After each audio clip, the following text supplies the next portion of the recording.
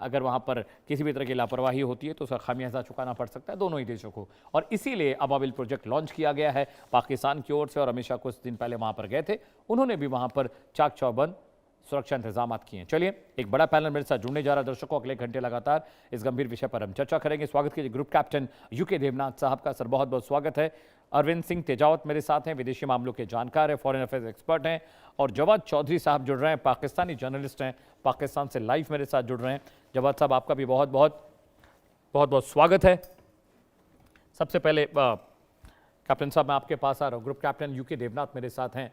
Sir, सबसे पहले सवाल मैं आपसे लूँगा, सर क्रीक का जो मामला है सर, मुझे लगता है ये 100 साल पुराना मामला है और अभी तक इस पर कोई रजामंदी नहीं बन पाई। ब्रिटिशर्स ने जो नक्शा बनाया था वो नक्शा ही इस विवाद की वजह है। लेकिन सर क्रीक के पीछे पाकिस्तान का जो असली मकसद क्या है आपको लगता है? Why they are trying to get this Sir Creek line और वहाँ पर आगे बढ़ रहे हैं? अबाबिल प्रोजेक्ट लॉन्च किया गया है, क्यों सर?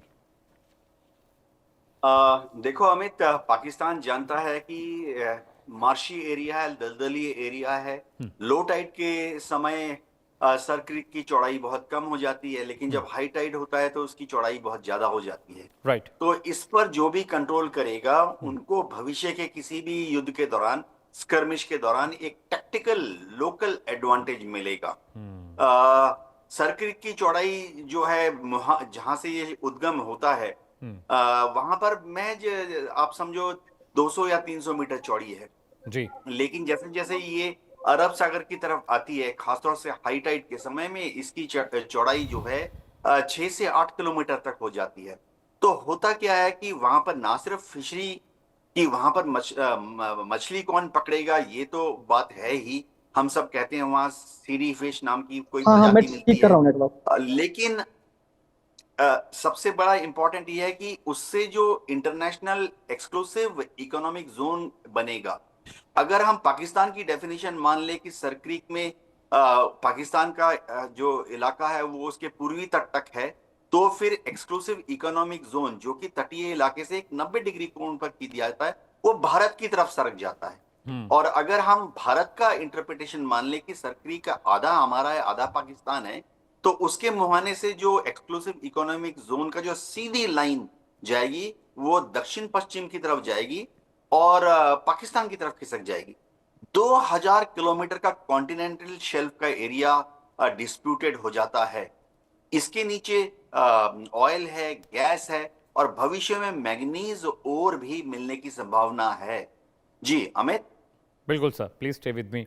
अरविंद सिंह तेजावत मेरे साथ है। अरविंद जी, ये बहुत एक स्ट्रैटेजिकल एरिया है और रण कक्ष जब हम जाते हैं तो हरामी नाला और ये सब जो इलाके हैं बहुत क्रूशियल है सर, क्योंकि ये साल के 10 महीने ये पानी में डूबा रहता है। वहाँ पर घड़ियाल, मगरमच्छ बहुत बड़े पैमाने पर है, दलदली इलाका है, आप उसमें नॉर्मल कॉम्बिंग नहीं कर सकते। वहाँ जाने के लिए आपको स्पेशल हॉबरक्राफ्ट चाहिए, फ्री गेट्स वहाँ पर एक्सेसिबल नहीं है और मौसम हमेशा वहाँ ख़राब रहता है। हाई टाइड्स के वक्त वहाँ पर खड़े रहना बहुत मुश्किल होता है। और आपको याद होगा करगिल में जब मौसम ख़राब हुआ था, पाकिस्तान ने इसी मौसम का फ़ायदा उठाया था और उन पीक्स पर चला गया था जिन पीक्स पर ये एक अंडरस्टैंडिंग थी कि जब मौसम ख़राब होगा तो दोनों देशों की सेनाएं अपने अपने इलाके में लौट जाएंगी।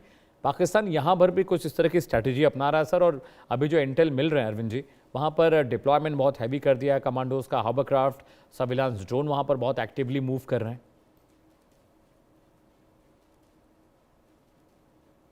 अरविंद जी। जी अमित साहब, वाकई बात सच है। और बात यह है कि इस समय पाकिस्तान को कुछ अंतर्राष्ट्रीय संबंध वो उसके बेहतर हुए हैं और सपोर्ट भी मिल रहा है। खासकर जैसे कि हम देखें कि तुर्की, सऊदी अरेबिया के साथ भी उसके संधि हुए हैं और खासकर वेस्ट एशिया की तरफ से उसे काफी समर्थन मिल रहा है। और ये पूरा का पूरा आपने बिल्कुल ठीक कहा, यहाँ पे बहुत तेज हवाएं चलती हैं, तो जिस कारण यहाँ पे बहुत सारा कई बार वो इतना आसानी से सब कुछ करना नहीं हो पाता है।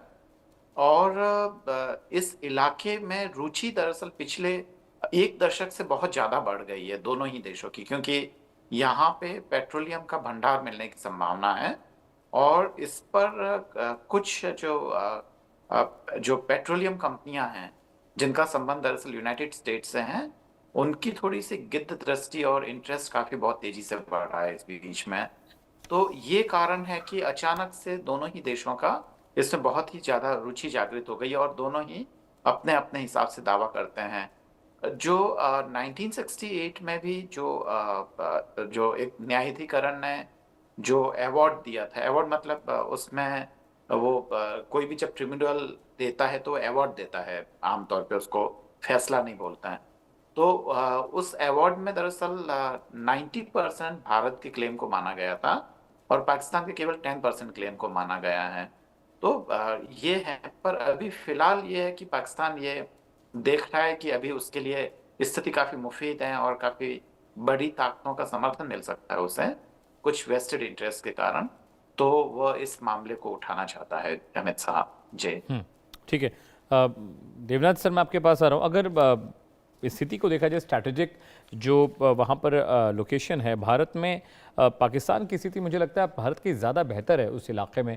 भारत ने जो अपने चेक पॉइंट्स बना रखे हैं, जो वहाँ पर कॉम्बिंग हो रही है, जिस तरह से हमने सर्विलांस ड्रोन बना रखे हैं, इलेक्ट्रॉनिक वहाँ पर सेंसर्स लगे हुए हैं बॉर्डर पर, और वो भी फ्लोटिंग सेंसर्स हैं सर, वो फ्लोट करते रहते हैं पानी में, आई हैव सीन दैट।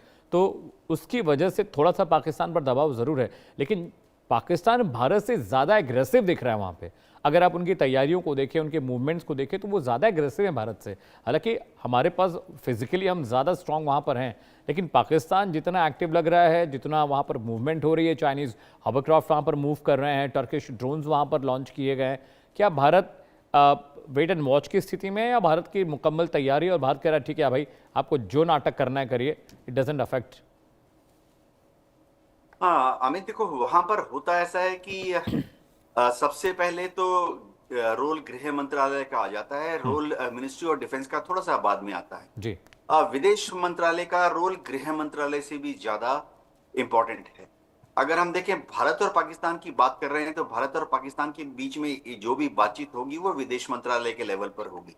विदेश मंत्रालय ने बार बार वही रुख अख्तियार किया है जो कि भारत हमेशा से इंटरप्रेट करता रहा है कि सर क्रीक जो है हाई टाइड के समय में नेविगेशनल चैनल होता है, इसीलिए उसकी जो आधा जो मिड पॉइंट है वहां से डिवीजन आधा भारत की तरफ होना चाहिए और आधा पाकिस्तान की तरफ होना चाहिए।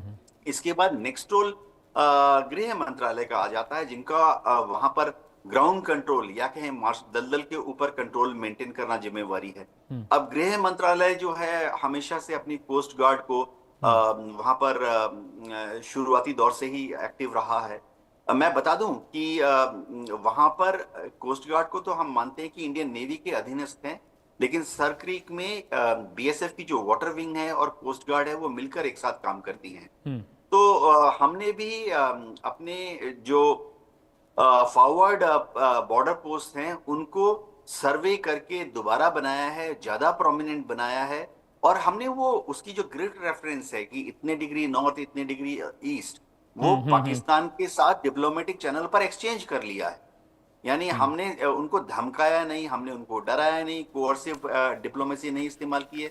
हमने सिर्फ इतना पाकिस्तान को कहा है कि जहां तक हमने अपने बॉर्डर पोस्ट लगाए वो हमारी क्लेम लाइन है। अब पाकिस्तान जब अबाबिल की बात करता है, पाकिस्तान भी अपनी जो डिप्लॉयमेंट है उसको सर क्रीक के पश्चिम में ही अब तक रखा है। कोई भी उनका ड्रोन भारत के सोवरेन एयर स्पेस में आया नहीं है। अगर जरूर ऐसी वो गुस्ताखी करते हैं तो फिर शायद बाद में मिनिस्ट्री ऑफ डिफेंस का भी रोल आ जाएगा, लेकिन अभी तक उभय पक्ष एक दूसरे से बातचीत कर रहे हैं। जमीनी जो पावर है वहां पर जो लोकल कमांडेंट्स हैं उनको दिया गया है, अगर जरूरत